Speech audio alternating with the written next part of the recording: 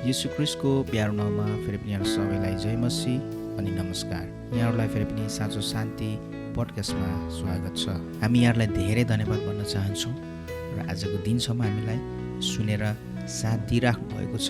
यहाँहरूलाई प्रभुले धेरै नै आशिष गर्नुभएको होस् र फेरि पनि आज हामी सदा चाहिँ हामी तपाईँहरूको माझमा अर्को एउटा नयाँ विषयलाई लिएर उपस्थित भइसकेका छौँ। कृपया हामीलाई अन्तसम्म सुनेर साथ दिनुहोला। धन्यवाद। जय मसीह अनि क्रिस्टियानो अभिवादन। यहाँलाई फेरि पनि स्वागत गर्न चाहन्छौँ। आज फेरि तपाईँहरूको माझमा हामी पोडकास्ट लिएर आएका छौँ अनि पोडकास्टमा वचनको आशा गरेर बस्नुहुने सम्पूर्ण परमेश्वरका जनहरूलाई पनि यो समय हामी फेरि तपाईँलाई उत्साहको वचन लिएर आएका छौँ। आजको वचन हामी बाइबलको पुरानो करार भजन सङ्ग्रहको पुस्तकबाट 51 अध्यायको 1देखि 7 पदसम्म हेर्नेछौँ। राजाको मुख्य खण्ड हामी 7 पदलाई निहालेर हेर्नेछौँ। भजन सङ्ग्रह 51को 1देखि 7मा यसो लेखिएको छ। यो दाउदले जब उनी बत्सेबा कहाँ गएपछि भविष्यवक्ता नातानले उनको पापहरू प्रकट गरिदिए अनि एक किसिमको यो पश्चातापले भरिपूर्ण हृदय लिएर परमेश्वरको सामु आफूलाई विनम्र तुल्याएको अवस्थामा परमेश्वरको प्रेरणाद्वारा उब्जिएको शब्दहरू र भावनाहरूलाई हामी हेर्नेछौँ। यसरी लेखिएको छ। हे परमेश्वर, तपाईँको करुणानुसार ममाथि दया गर्नुहोस्। तपाईँका असङ्ख्य कोमल कृपाहरू अनुसार मेरो अपराधहरू मेटाइदिनुहोस्। मेरो अधर्मबाट मलाई पुरा रूपले धुनुहोस् र मेरो पापबाट मलाई शुद्ध पार्नुहोस्। किनकि म आफ्ना अपराधहरू स्वीकार गर्छु अनि मेरो पाप निरन्तर मेरै सामुन्ने छ। तपाईँको विरोधमा केवल तपाईँकै विरोधमा मैले पाप गरेको छु र तपाईँको दृष्टिमा यो खराबी गरेको छु। यस हेतुले कि तपाईँ बोल्नुहुँदा धर्मी र न्याय गर्नुहुँदा सच्चा ठहरिनुहुनेछ। हेर्नुहोस्, म अधर्ममा उत्पन्न भएँ र पापमा मेरी आमाले मलाई गर्भधारण गरिन्। हेर्नुहोस्, भित्री भागमा सच्चाइ भएको तपाईँ चाहना गर्नुहुन्छ। तपाईँले मलाई मनको गहिराईमा बुद्धि जान्ने तुल्याउनुहुनेछ। हिस्सपले मलाई चोख्याउनुहोस् र म शुद्ध हुनेछु। मलाई धुनुहोस् र म हिउँभन्दा सेतो हुनेछु। परमेश्वरलाई धन्यवाद होस्। आजको यो वचन हामी यस खण्डबाट सिक्नेछौँ। विशेष गरी हामीले बाइबलमा जब पनि हेर्छौँ, दाउदको जीवनले आज तपाईँ र मलाई यो संसारमा कसरी पवित्र जीवन जिउने, कसरी पश्चातापको जीवन जिउने अनि परमेश्वरले कस्तो व्यक्तिहरूलाई प्रयोग गर्नुहुन्छ, हामी दाउदको जीवनबाट हामी त्यो कुरा सिक्न सक्छौँ। त अब अहिले जब दाउद आफ्नो राजाको सिंहासनमा बसेर पनि उनले जब परमेश्वरको विरुद्धमा उनी पापमा चुके, लडे अनि उनले परमेश्वरको विरुद्धमा जुन गर्न नहुने काममा उनी लागि परे, त्यसपछि उसको हृदयभित्रबाट उब्जिएको निस्किएको एउटा गहिरो पश्चातापको शब्दहरू छन्। अनि 1देखि 6 पदसम्म हेर्छौँ भने उसले आफ्ना सबै कुराहरू परमेश्वरमा व्यक्त गरिरहेको छ, प्रकट गरिरहेको छ, स्वीकार गरिरहेको छ। अनि 7 पदमा आएर भन्छ, हिस्सपले मलाई चोख्याउनुहोस् र म शुद्ध हुनेछु। हिस्सपले मलाई चोख्याउनुहोस्, म शुद्ध हुनेछु भनिकन दाउदले यहाँ भनिरहेको छ। अब हामीले यसो विचार गरौँ, बाइबलमा हिस्सप एउटा अत्यन्तै सानो र सामान्य वनस्पति हो। भुइँमै फैलने र सजिलै व्यवस्था गरिने। तैपनि शुद्धिकरण र उद्धारको काममा बोक्नको लागि परमेश्वरले बारम्बार यही नम्र वनस्पतिलाई नै, काम नलाग्ने वनस्पतिलाई नै रोज्नु भएको कुरा हामी इतिहासमा र यहुदीहरूको चलन चल्तीमा हामीले त्यो कुरा पाउन सक्छौँ। यो कुनै काल्पनिक कविता थिएन। दाउदले धार्मिक सान्त्वना होइन, वास्तविक शुद्धिकरणको लागि पुकारा गरिरहेका थिए। उनले थाहा थियो कि क्षमा पाउनको लागि केवल भावनात्मक पछुतो मात्र होइन, तर हृदयमा परमेश्वरको प्रावधान अर्थात् परमेश्वरले उपलब्ध गराइदिनु भएको कुरा लागू हुनु चाहिँ अति नै आवश्यक थियो। पहिलो निस्तार चाडमा परमेश्वरले भन्नुभयो, हिसपको झुप्पा भाँडाको रगतमा चोपेर ढोकाको चौकोसको माथिल्लो भाग र दुवैतिरका खाँबाहरूमा छ्याप्नु। तिमीहरूमध्ये कोही पनि बिहानसम्म घरको ढोका बाहिर ननिस्किनु। अब हामी यो कुरा प्रस्थान 12को 22 पदमा हामी पाउन सक्छौँ। 12को 22मा यसरी लेखिएको छ, अनि तिमीहरूले एक झुप्पा हिसप लिनु, त्यसलाई भाँडामा भएको रगतमा चोप्नु र चौकोसको माथिल्लो तेस्रो काठ र दुईपट्टिका खाँबाहरूमा भएका रगत छ्याप्नु, अनि बिहानसम्म तिमीहरूमा कोही पनि आफ्नो घरको ढोकाबाट बाहिर नजानु।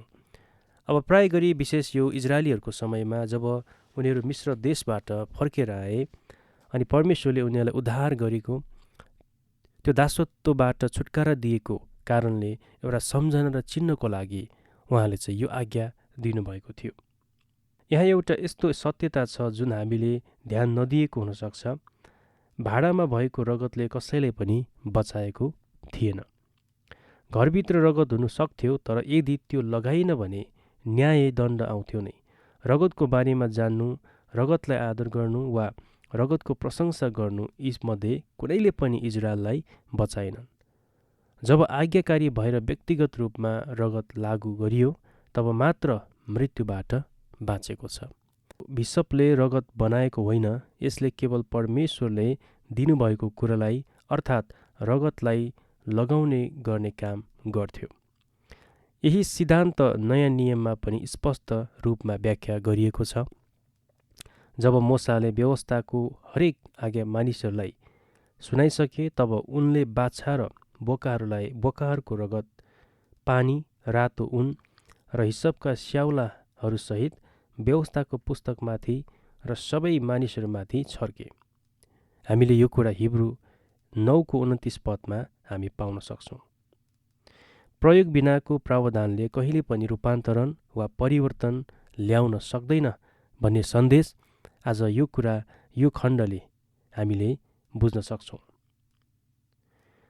जे कुरा परमेश्वरले हामीलाई दिइसक्नु भएको छ त्यो प्रयोग गरेनौँ भने कहिले पनि रूपान्तरण आउँदैन।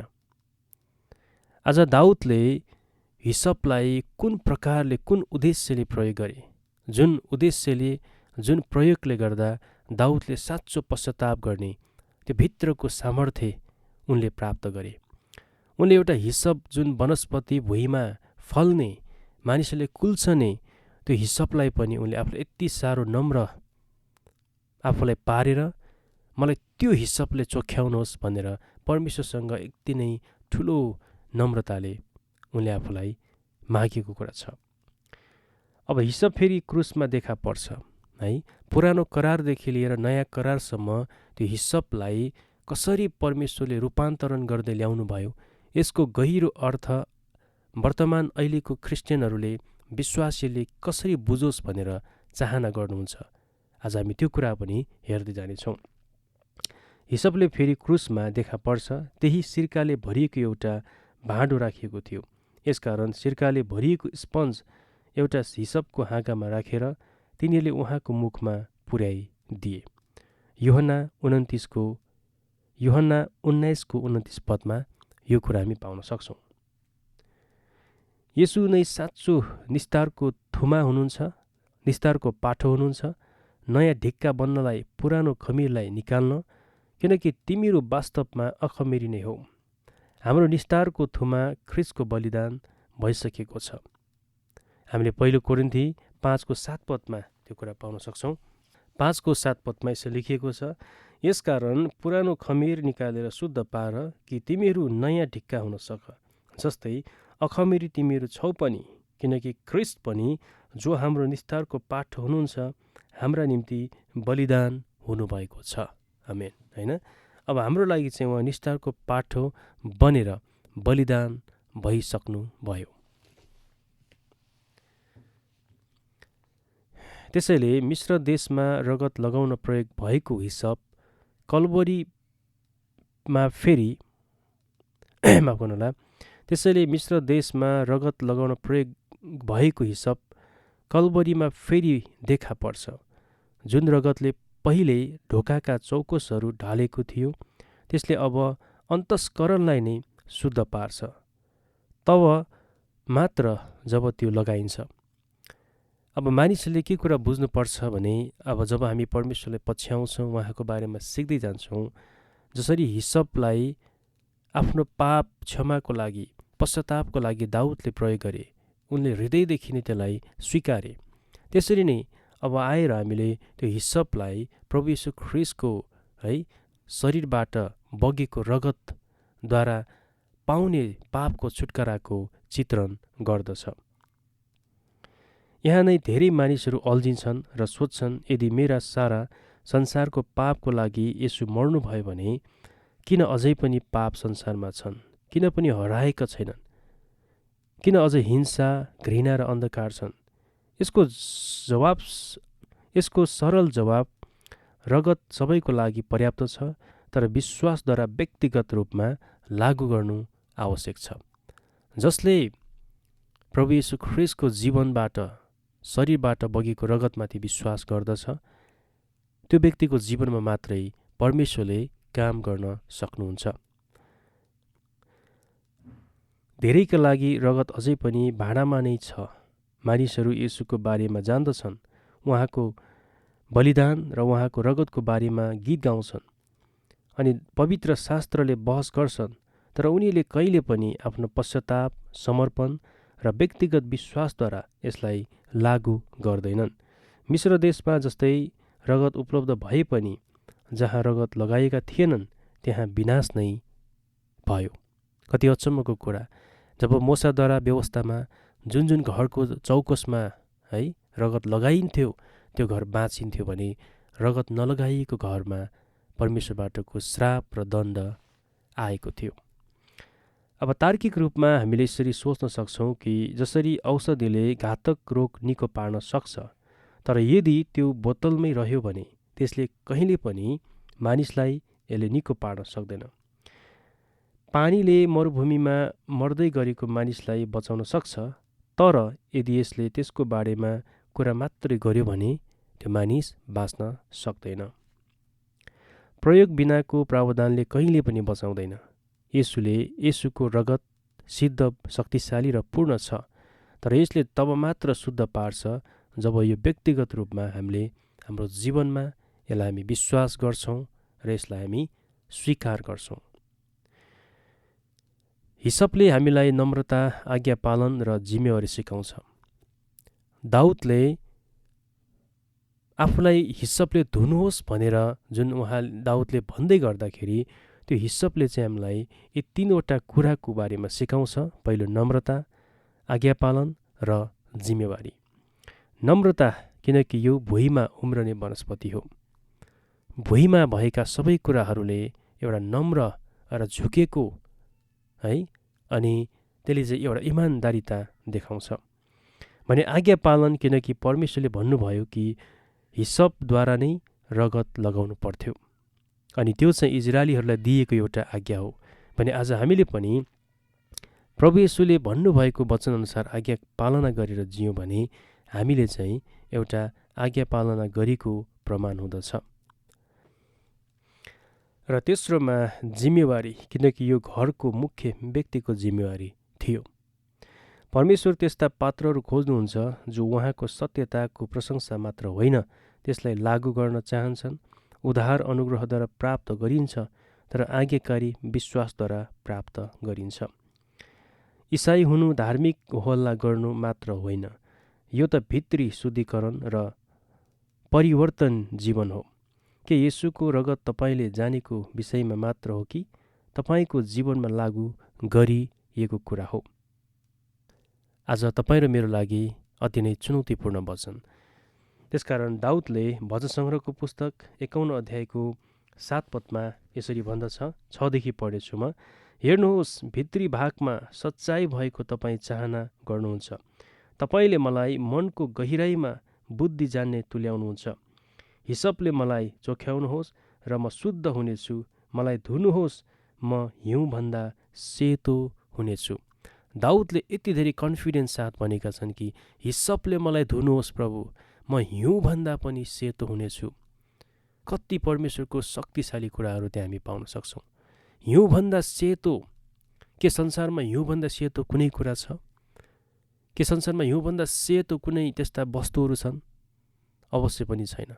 तर दाउदले थाहा थियो कि जब परमेश्वरले मलाई धुनुहुन्छ, उहाँले मलाई सफा गर्नुहुन्छ, संसारको कुनै पनि चिजभन्दा पनि म एकदमै मूल्यवान तरिकाले उहाँले मलाई धुनुहुन्छ, उहाँले सेतो बनाउनुहुन्छ, उहाँले शुद्ध पार्नुहुन्छ। आज तपाईँ र मेरो जीवन पनि कयौँ पटक हामी यसरी नै पापले, अधर्मले, अनाज्ञाकारिताले कतिपल्ट हामी परमेश्वरदेखि अशुद्ध भएका छौँ होला।